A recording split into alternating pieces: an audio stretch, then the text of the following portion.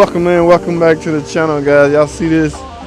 Looks like a '08 Caravan. Complaint, right side sliding door. Okay, this is the left side. Let's go on the other side. Sliding door won't close. What do they mean by it won't close? It is closed now. Okay, they may mean electric. Let's see if we can let's see some.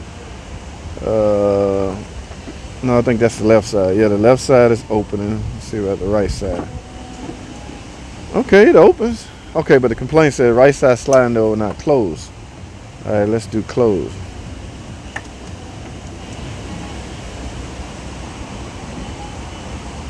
Oh, it tried. Okay, y'all saw that? It tried to close, and then it's something like a... Now, a couple of reasons a sliding door would backtrack is a restriction, or the circuit became open automatically for some reason. I don't know. But we will have to diagnose it. Let me try that one more time. Let me see. Can I manually close it as well? I'm sure you can manually close it. There's a manual override on all. Yeah, it stops. Let me see something. Okay. Yeah, so that's how they closed it. Now, these doors have a internal switch as well, right here. Let me see how it would respond if I click this. Okay, it's open, close.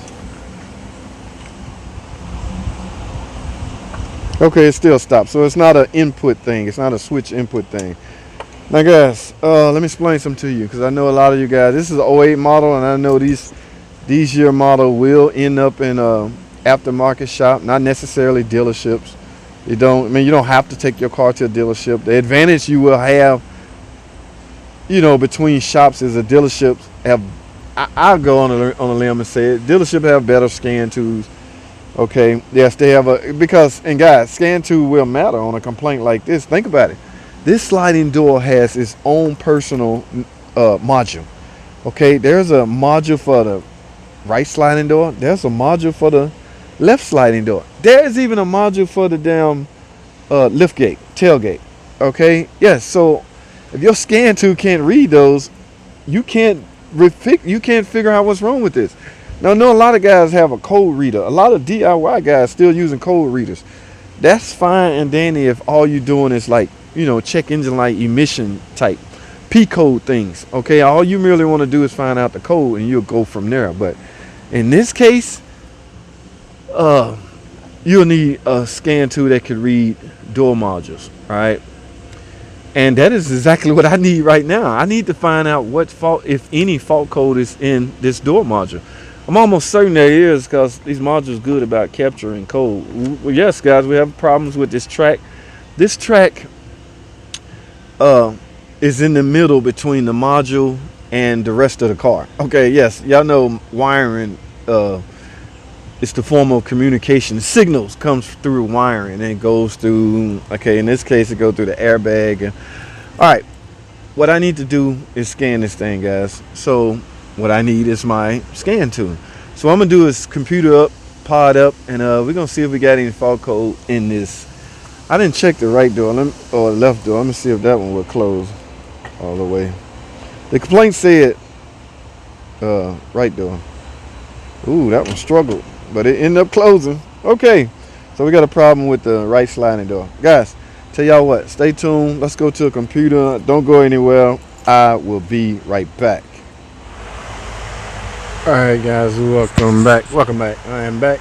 Sliding door. Yes, this is a 2008 model. Now, remember what we talked about earlier, guys.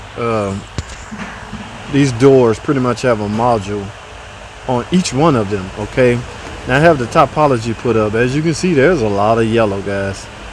But I want to zone in on a particular door we're having problems with, guys. Okay, that is, what was that? The passenger side, right? So PSDML, passenger sliding door module. All right, let's click that. On the, that's the right side. Power sliding door module. Power sliding door module left. That's what that stands for. No, we don't want left. We want right. Okay, so let's go back to the topology. Power sliding door module right. That's what we want. Now, looking on the DTC, guys, the only codes in here are relating to low battery voltage, and that's stored. So I'm not sure low voltage will cause that door to roll up and then just stop. Well, I could be wrong. Actually, I'm not. As you can see, the voltage is up here. So as currently, I'm at the recommended 12.2 volts. So this computer, however, did not pick up while that sliding door stopping. That could mean a couple things, guys. The circuit is open. Now there are some tests you can run. That's why, back to my point, guys, of having a decent scan tool. Let me show y'all what this particular scan tool can do. Let's go on the, no, we don't want data. Let's go on the miscellaneous. Okay, there are ways you can learn the side identifier, ramp van configuration. They even got options for ramp van configuration. Wow. Let's go on the system tests. Okay, here goes some tests. So I can, now you guys can't see the van, but I can actuate the drive, clutch engage. I can do a door close test. When I click this, if the door is already open and I hit continue, the computer will tell, or my scan tool will tell the door module to close the door. As you can see, it's waiting. Now I'm looking over at the van. Okay, it shows complete. Alright, so I just went and opened the door. I'm gonna run this test again, door close test. Now I'm looking at the door. I'm running this test. The door is closing, it's closing, it's closing. And it just stopped and it opened back up. Okay, now according to the computer, the test is complete. So let's do this, guys. Let's look at results. Test results. Obstacle detected. All right, that is our problem. Okay. So what we have, guys, is the computer inadvertently detecting an obstacle. Now, from outside, when we ran the test, there was no obstacles.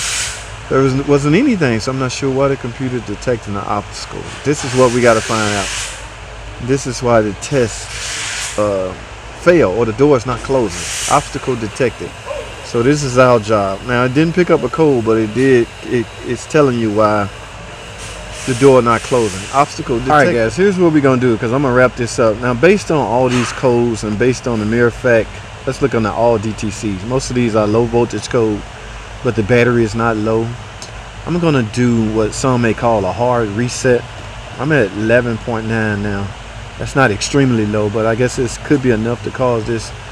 I'm going to erase all these codes. They all stored, so nothing is active. And I'm going to do a hard reset on the complete car. Now, some would take the battery off and tie the negative cable to the positive cable.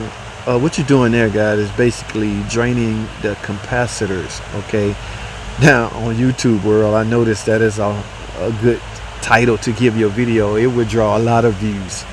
So, and since I'm a content creator, my title may sound something like that. But guys, it's technically not a real hard reset. Like I say, it's okay.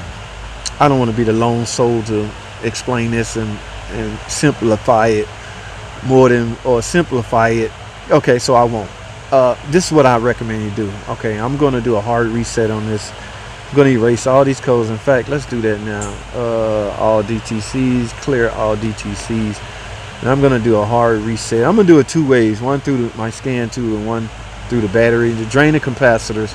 Because that's basically all you're doing when you close the positive and negative together. So, and we'll go test this after that, guys. All right, stay tuned.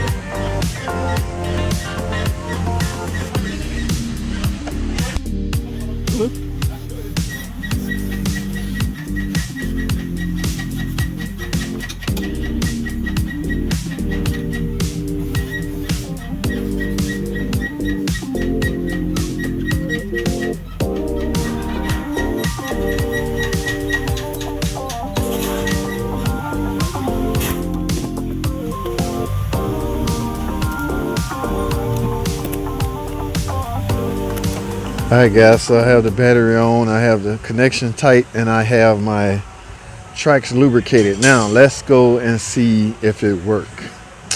Here we go. I have the remote right here. What are we dealing with? The right side. Okay, let's click this one. It always opens, so we didn't have a problem with it opening. The problem we had was it closing. Now we want to see if it closed all the way, guys. Here we go. There it goes. Come on, baby. Come on, baby. Come to Papa. Look at that. Look at that. Look at that. Ah, y'all see that? Yes, guys. So that's what was going on. The door or the module pretty much was detecting obstruction that actually, I'm not going to say it wasn't there because it had to be some semi-obstruction. Now, I'm thinking guys, you can program the door module to get that to work right, but the problem with this one, there was no flash available for it. So what I ended up doing was resetting the complete computer, resetting all the computer, all right, erasing all the computer. Yes, I removed the battery cables and joined them together in hopes of draining the capacitors to, I likely got to the, that option is in your scan tool, it was in my scan tool, but I wanted to go a step further. So I basically erased all the codes out of all the modules. I want to hope. I got to read more into that, guys. That don't sound right, but because I see it all the time. You know, you hammer something home too many times, it's starting to get believable, but merely draining the capacitor, I guess you can clear and erase that. So we closing now, guys. I'm going to clean up that rear. I got too much up back there. I'm going to clean up the SS. And we're going to go from there, guys. That's all I have, man. I appreciate you guys watching, man. Was able to fix this sliding door and reset all your computers just in case you had any other. It was a whole bunch of codes in the computer, so we got them all erased. Guys, that's all I have. Thanks for watching. Comment, subscribe. See y'all in the next video.